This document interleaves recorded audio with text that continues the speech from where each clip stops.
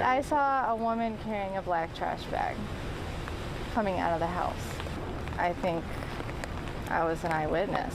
I think I saw something going down. Police came to the home in West Rogers Park Monday night to investigate after tenants say they hadn't heard from Frances Walker. When they arrived, Sandra Kulalu was getting picked up by a tow truck driver who took her to Foster Beach, where she allegedly dumped a large bag in a garbage can.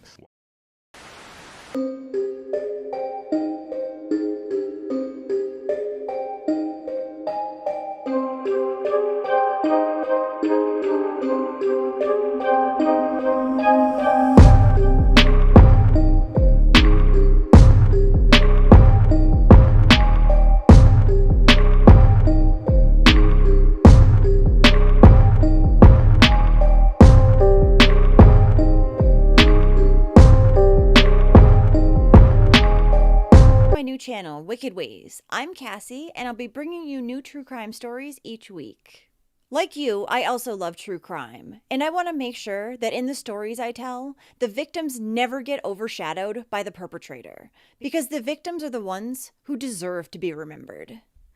I also have another true crime channel that covers child-related crime cases. So if you haven't checked that out yet, it's called A Wicked World, and I'll leave the link in the description box below. Now, if you've ever lived in an apartment, you probably know that not only can neighbors living so close by be a nuisance, but landlords can also be very difficult to deal with as well. But in today's case, the landlord was a sweet, kind, caring person whom everyone seemed to love, or most everyone. The neighbors in this apartment also seemed to get along very well. That is, until July of 2022, when a new tenant would move in. And she would create a very toxic environment throughout the house. So toxic that it would end up leading to murder. Frances Mary Walker was born on July 4th, 1953 in St. Charles, Illinois, to her parents Charles Robert Walker and Lillian Frances Walker, and she was one of 7 children. Her friends and family referred to her by her nickname, Fran. Fran was said to be kind, caring, positive, and spunky. She had graduated from Downers Grove South High School, and then Fran attended the University of Illinois at Urbana-Champaign, where she got her Bachelor of Arts in Piano Performance. She later got her Master's of Fine Arts in Piano Performance from Northwestern University. Music was her life, her favorite kind being classical. She was a talented pianist, and she also played the organ. And Fran would often play the organ at church for funerals, weddings, and other events. She also loved to work outside in her garden, and she adored her terrier Chihuahua mix named Lukey. Fran was a sweet woman, and she loved her family very much. She was also the main caregiver for her developmentally disabled older brother, Stan Walker. In her earlier years, Fran married a man named Thomas Sternick, but his health had started to decline in 2007. At that time, Fran hired a live-in caregiver to help her tend to her husband. The caregiver's name was Hristo Mantchev. Hristo did a great job taking care of Thomas up until the time he passed away in April of 2008. During his time caring for Thomas, Hristo was also there emotionally for Fran during this difficult time in her life.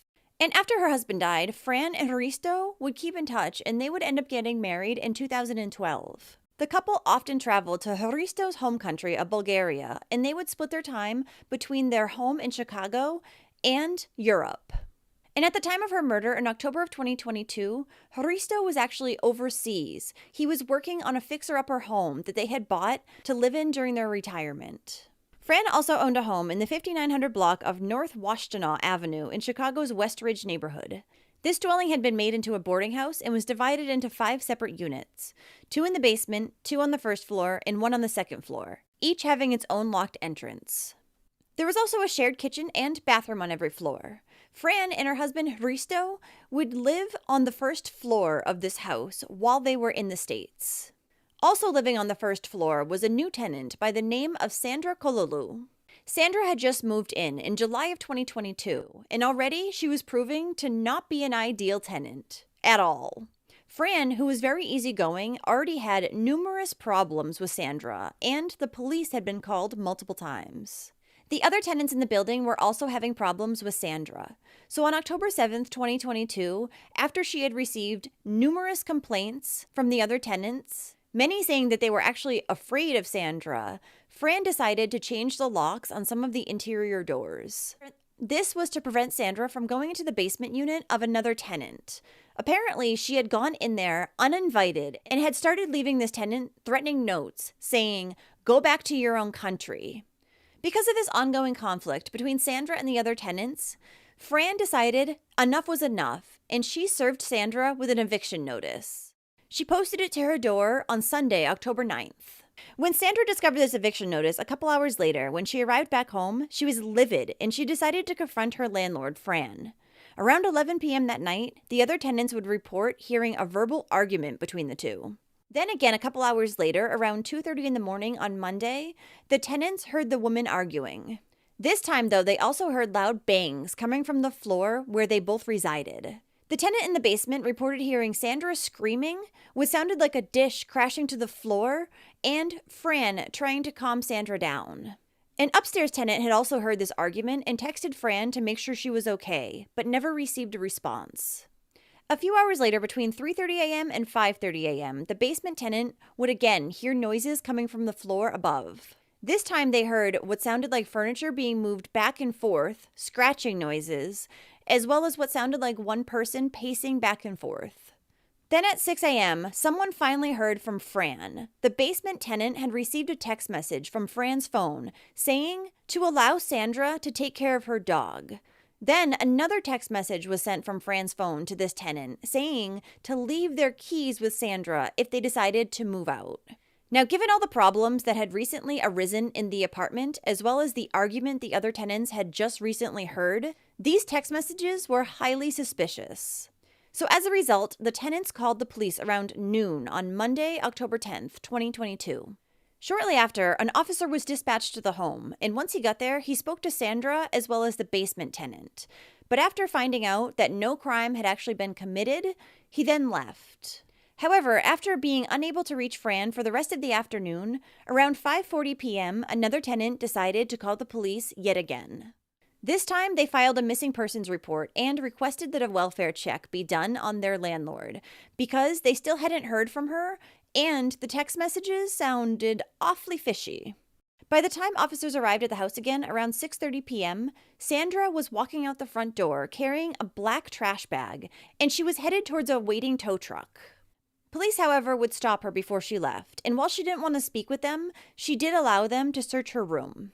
While the police were searching Sandra's rented room, the other tenants, who were very concerned about Fran and highly suspicious of Sandra at this point, decided to take this opportunity to speak with the tow truck driver who was waiting for Sandra. They exchanged contact information with the man out of fear for his safety and told him that Sandra was likely dangerous. At the same time, another tenant took this opportunity to look inside the black trash bag that Sandra had been carrying. Inside, they saw paper, greeting cards, and several white trash bags that were tied up. And when this tenant felt those white trash bags, he said they were heavy like sand. When the officers didn't find anything upon searching Sandra's room, they allowed her to leave with the tow truck driver and her large black trash bag. Once she had gotten into the truck, Sandra told the driver that she needed to go to Foster Avenue Beach because that's where her car had broken down. And once they got to Foster Beach, Sandra got out of the tow truck along with the black trash bag, walked over to a trash can, and put it inside.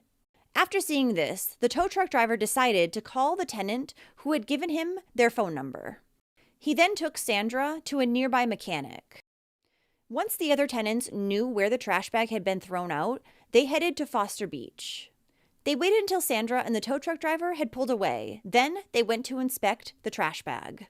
They found the black trash bag, which still contained the white trash bags that the other tenant had seen earlier. Upon looking inside the bag, they discovered paper, greeting cards, pooled blood, and blood-soaked rags.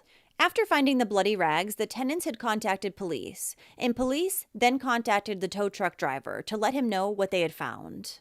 The tow truck driver said that he would keep Sandra distracted until the officers had gotten there. But when they did arrive, all they did was question Sandra, and they let her go, yet again. Around the same time, a tenant would find some blood in Fran's bedroom and a little bit in Sandra's bedroom. So apparently, police had missed a good amount of blood. And now that the owner of the mechanic shop had seen that Sandra was involved with the police, he refused to fix her car. So instead, she asked the tow truck driver to take her to Western and Estes Avenues so she could park the car there, which he did. Once there, she paid the tow truck driver with Fran's stolen credit card and then asked him to take her to yet another car repair shop. The tow truck driver at this point knew about the bloody rags and had noticed something red sticking out of Sandra's pocket that he believed to be a knife, so he refused to take her anywhere else. This pissed off Sandra, though. She then removed the knife from her pocket and began lunging at the tow truck driver, saying, "You're next." The driver used a stick to keep her away from him and yelled for police who were still in the area. They then came and finally arrested Sandra. So as I had said, when police had initially searched Sandra's room, they had found no signs of blood or foul play. But after the bloody rags were found, and the tenant said that they had found blood, they decided to go back and search again. And this time when they did, they found the remains of Fran Walker. She had been killed, then dismembered, then placed inside a kitchen freezer. Police found Fran's head, arms, and legs, but her torso was nowhere to be seen. After this discovery, police searched the home even further, and they found more blood. There were some in Fran's bedroom, some in the common area between Fran and Sandra's rooms, in the area leading to Sandra's room, the shared bathroom sink, on 2 bloodied chef's knives, and a bottle of Lysol. Fran's phone was also found next to Sandra's bed. Detectives believed that Fran had been killed in her bedroom and then dismembered on the first floor of her home. It was also suspected that Sandra had killed Fran's dog. 36-year-old Sandra Kololu was arrested and held without bail. She was charged with first-degree murder, concealing a homicidal death, and aggravated assault with a deadly weapon for her assault against the truck driver. At the time of her arrest, she refused to speak with police. Now, prior to Fran's murder, police had actually been called to the home multiple times. Fran's family said that she had actually called 911 8 times between October 1st and the day she was murdered, October 10th, all in regards to Sandra. It was also discovered at that time that Sandra had actually attacked another woman prior to killing Fran. This attack had happened when Sandra was living in a different boarding home in January of 2022. The woman, who is asthmatic, had just taken a pump from her inhaler when Sandra suddenly cornered her in the stairwell of the home that they both shared. Sandra had then knocked the woman to the ground, gotten on top of her, and tried to shove her inhaler all the way in her mouth. From there, she then put her hand over the woman's mouth and nose, trying to stop her from breathing. All the while, Sandra was singing, "I'm a doctor, I can kill you. I'm a doctor, I can help you." Luckily, this woman was able to escape Sandra's grasp after she bit her finger and was able to call out for help. Once police had arrived, they placed her under arrest and brought her to a psychiatric hospital.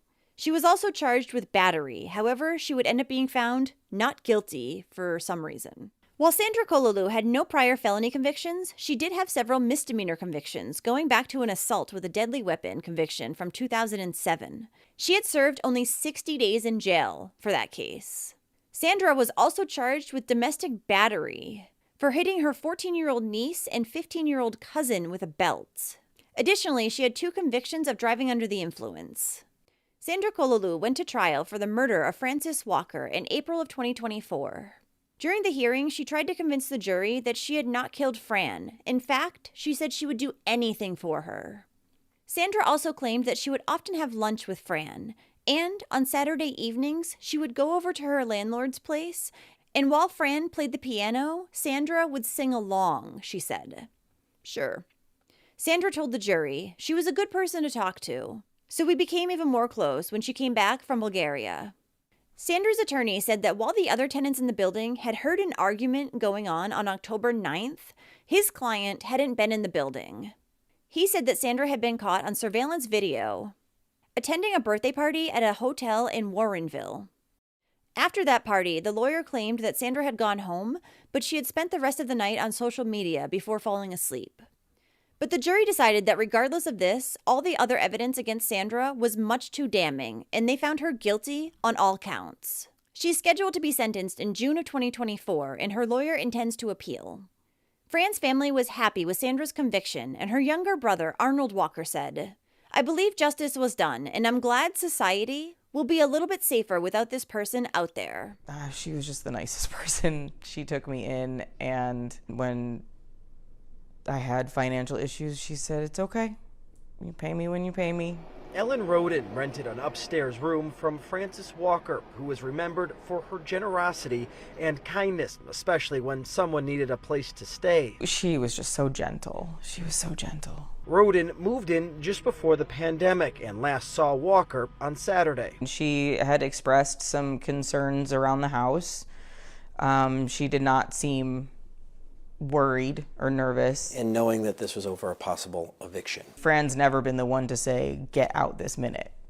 You know, she gives you 30, 60 days. I can't imagine anything making somebody that angry to do something like that. The sadness, the anger, the confusion, the disbelief that, you know, something like this happens. Roden's sense of safety and comfort that she once felt inside the home forever shattered. This is not going to be forgotten. This is not something that we're going to just go back to normal anytime soon.